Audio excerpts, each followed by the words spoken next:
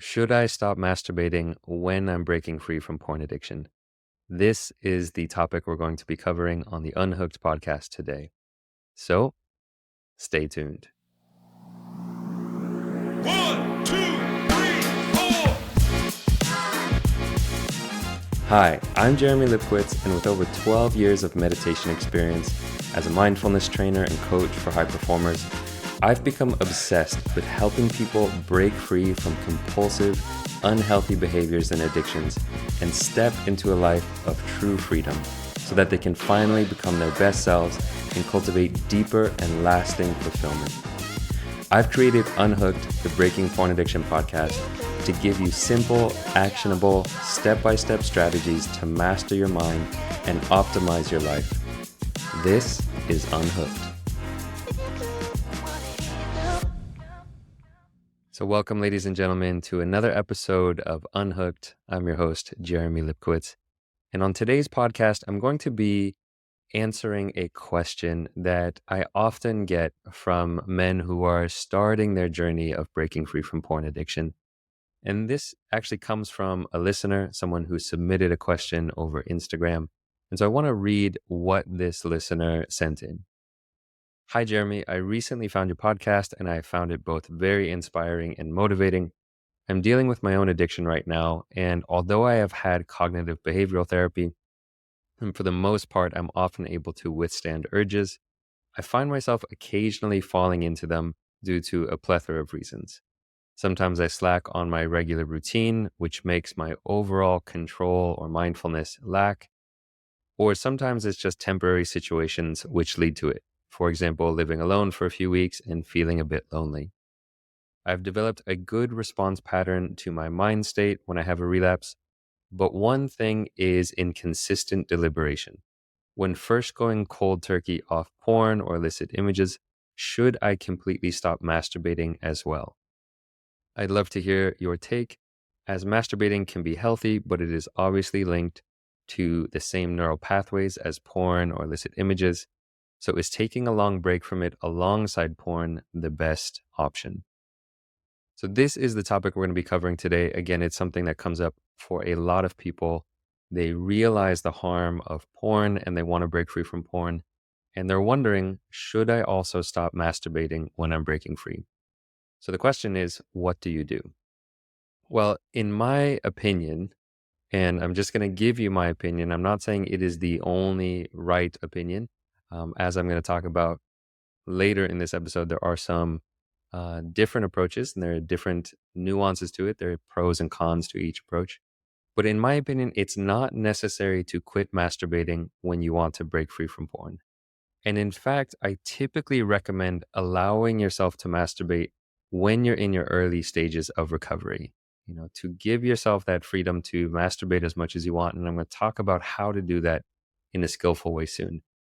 But I will say that you can take on not masturbating as a challenge if you are feeling called to it.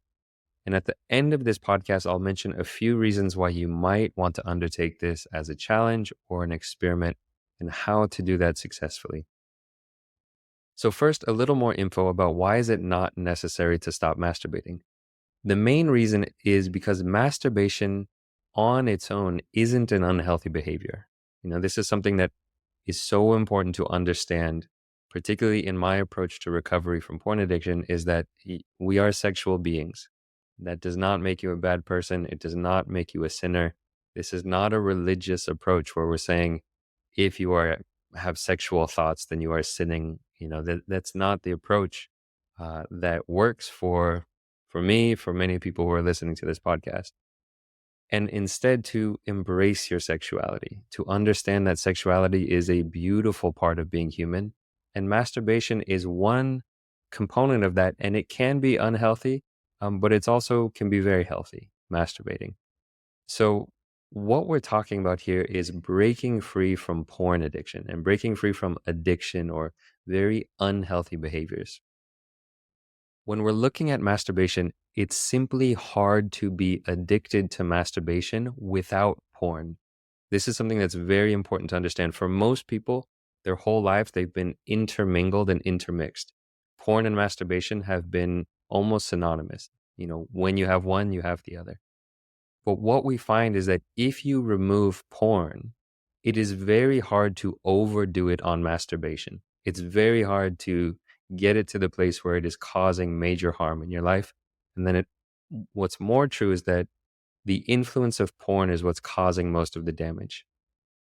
In many ways, the comparison here is like masturbation to porn is like fruit to junk food.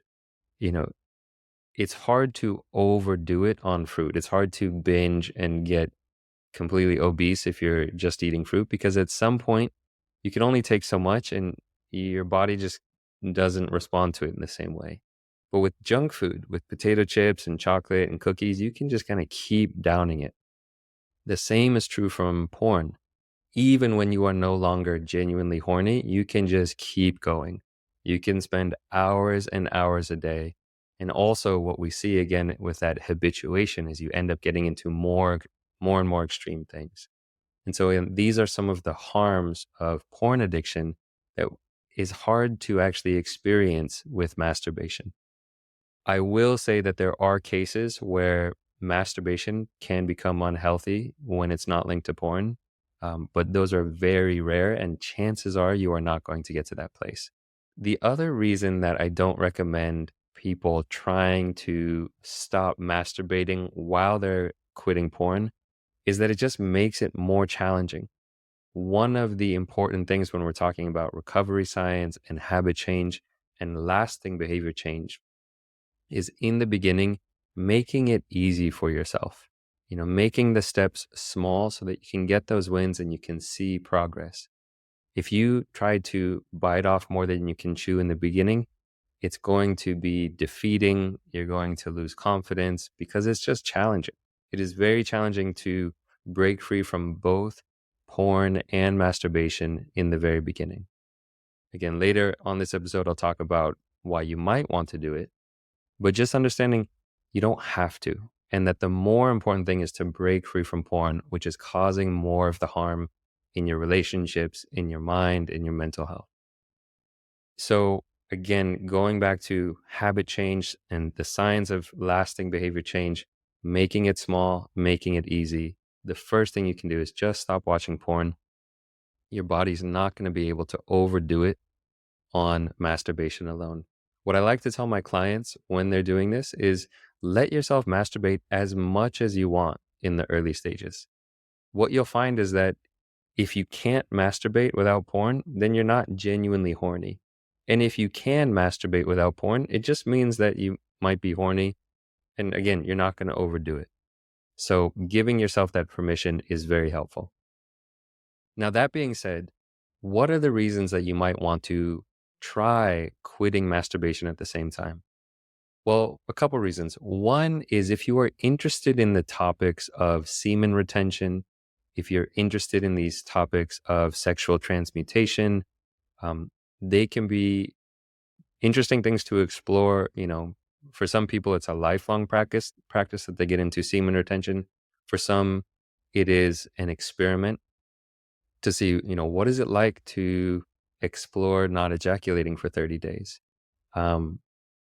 So just to explore that, some of you might be interested in that crossover, but that's not everyone. Not everyone who quits porn also needs to become a Taoist master in semen retention and, non-ejaculation and multiple orgasms.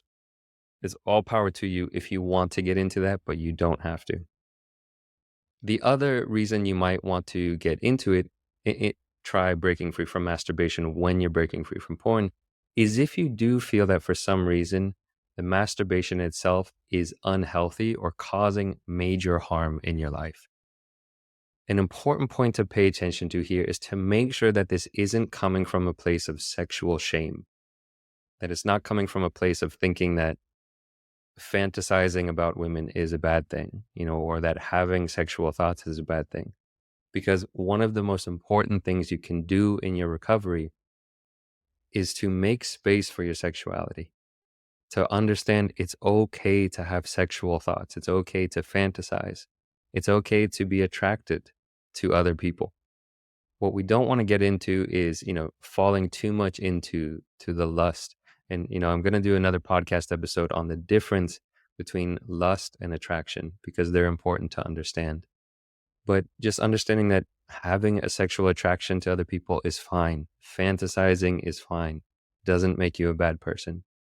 But if you still feel that masturbation is causing excessive harm in your life, more harm than it would do, the harm of trying to stop, which can also cause harm when you're repressing and fighting back, and um, then that's something to look into.